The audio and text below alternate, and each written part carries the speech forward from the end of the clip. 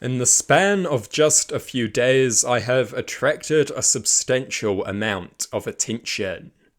3 substantially larger channels decided to respond to me. Big Hairy News, the Anglo-Saxon, and Eric McRae. And they were not happy. Perhaps they should all do a collaboration sometime. I really am bringing people together. The only thing that unites these fanatics is their disdain for my channel.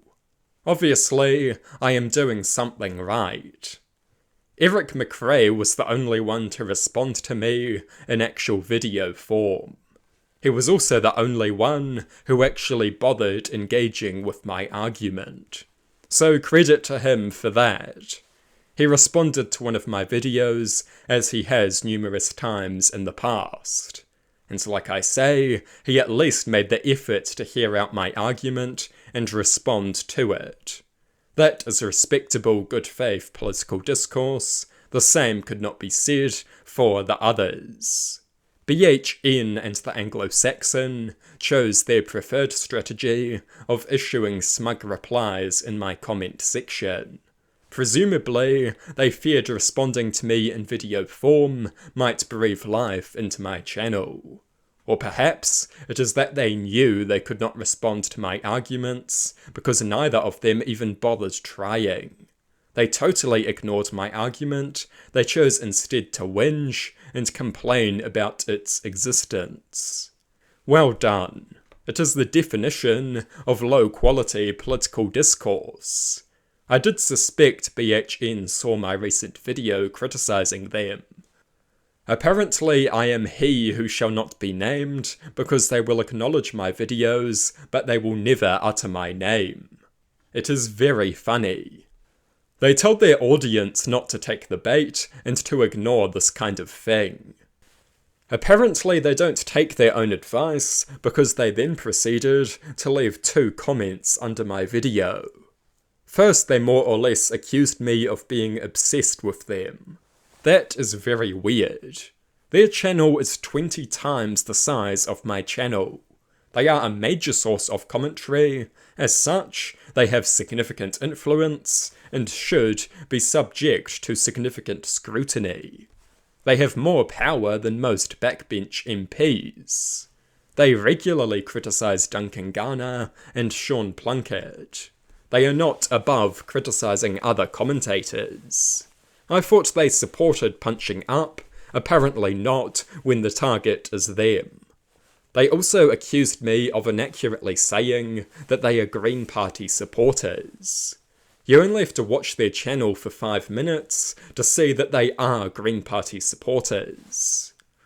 But apparently they lack the spine to just accept that and own it. I would respect them a lot more if they did. They are really clutching at straws here. This was the biggest flaw they could find in my argument. My claim that they support the Green Party when they very clearly do. What a joke. And they had the gall to compare this to their own misinformation.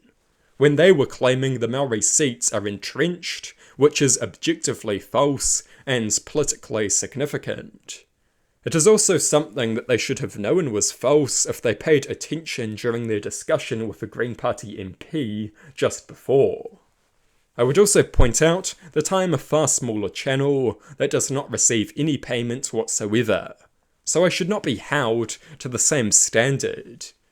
If you have a large audience and receive money from that audience, you have greater responsibilities and obligations. Obviously. Clearly, these people don't like being criticised very much. If they don't want to be criticised, all they have to do is stop making idiotic and false claims. It is not that difficult.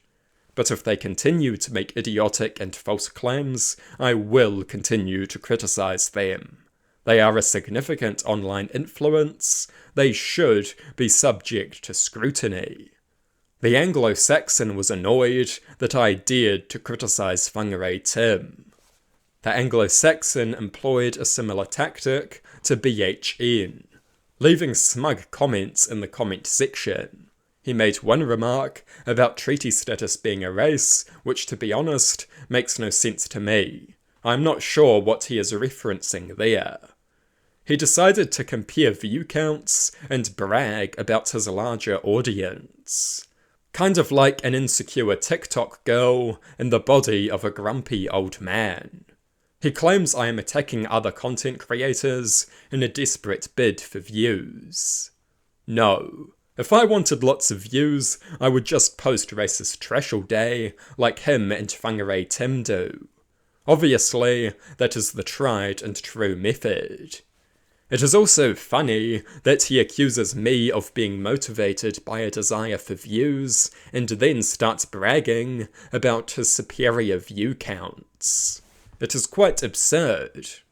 I found his last line mildly amusing. It had more wit than the screeching I usually hear from my critics. Which I do appreciate. I was amused by this backlash. All of these people have responded to me in the past, but never all at the same time like this.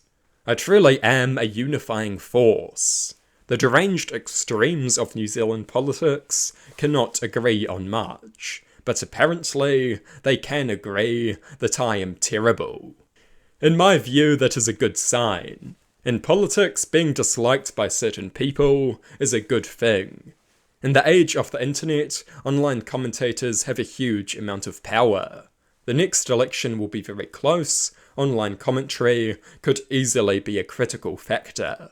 These people have a lot of influence. Whether they like it or not, they will be subject to scrutiny.